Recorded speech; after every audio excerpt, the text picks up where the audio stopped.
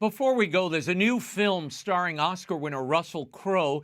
He plays the late Father Gabriele Amorth, who served as the Vatican's chief exorcist. The movie, The Pope's Exorcist, opens this Friday, and it is inspired by the case files of Father Amorth. I interviewed Russell Crowe recently to discuss the film and how faithful it is to Father Amorth's work. Here's my exclusive interview with Russell Crowe and a clip. Exorcism is my job, but the vast majority of the cases to which I am assigned do not require an exorcism. In my observation, 98% of the cases that are assigned to Father Amorth are then further recommended by him to doctors and psychiatrists. And the other 2%? The other 2%. This is something that has confounded all of science and all of medicine for a very long time. I call it evil. Russell, thanks for your time. What initially sparked your interest in this project? I mean, how much did you know about exorcism in general and Father Amorth in particular before you agreed to appear in the movie? Well, I didn't really know anything about Father Amorth. You know, once I started reading the script, there was a little sort of thing scratching at the back of my head where I thought I'd seen a little bit of a documentary on this guy or something, and it turns out that that Amorth is the man that William Friedkin made the documentary about. So I had seen a little bit of that, but on first reading of the script, the thing that fascinated me was this man, and then I had to go and research who he was and find out a little bit about him, and that was really my prime motivator. Once I started finding out about the details of his life and the things that he'd experienced to get to where he got to, and once he was in the job of chief exorcist for the Vatican, the 36 years that he spent in that job, he's a fascinating character. There's always that tension between reality and artistic license, particularly when you're making a movie like this.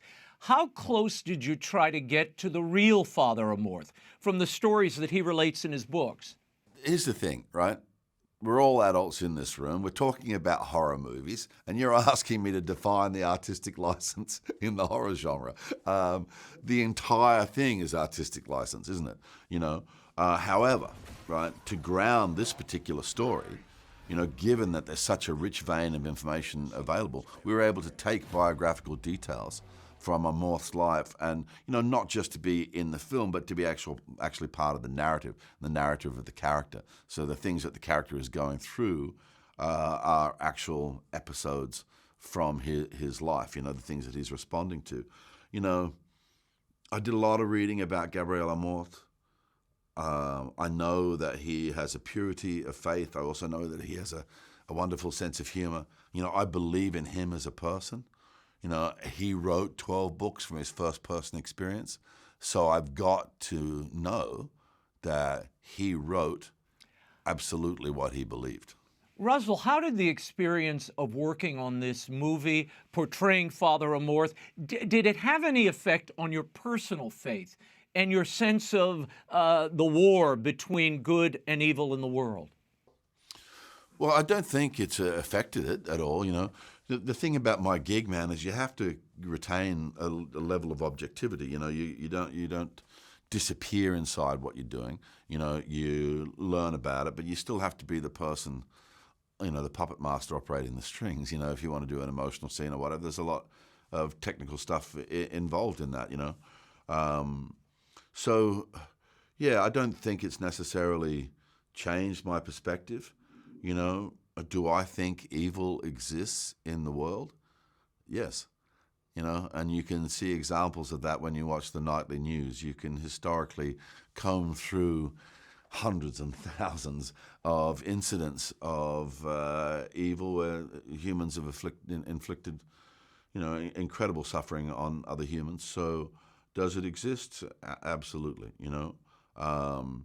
The other questions that's come off that same subject matter in terms of, you know, religion and faith and what have you, you know, there's a million questions there too, you know what I mean? I'm not a person that grew up in a religious family.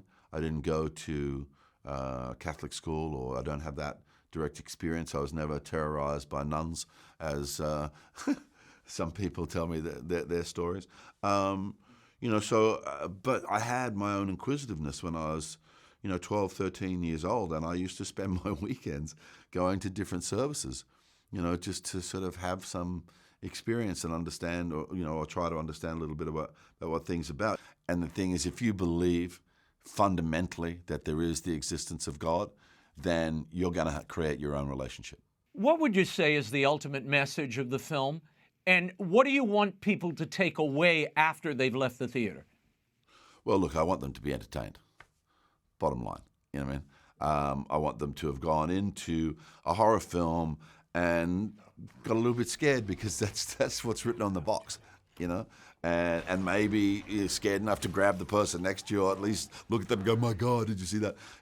That's the fun bit. I want them to, in a moment of tension, have laughed out loud at something that Father Gabriele Amorth says in that moment of tension. I want them to have enjoyed the experience. But there's other things inside this, man, about faith, about being able to forgive yourself, about the sort of clarity that you may receive, by confessing, whether it's just to you or whether it's to a priest. That's completely, up to the individual. But, there is certainly a lot of things to think about and talk about in this film outside of the fact that it's just a horror movie. And as a priest who's riding a lambretta, what more do you need?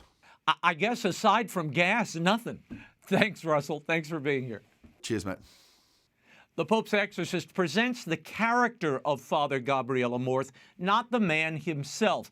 And as you heard, it is not a faithful representation of Father Amorth's work. It's not a biopic. It is an entertainment with a curious plot line that has been criticized by the International Association of Exorcists as, quote, unreliable splatter cinema, end quote. It was created as a horror movie with bits of Father Amorth's story included here and there. For a more realistic look at the work of Father Amorth, one could revisit the aforementioned William Friedkin documentary, The Devil and Father Amorth. The Pope's Exorcist, meanwhile, starring Russell Crowe, opens in theaters on Friday, April 14th.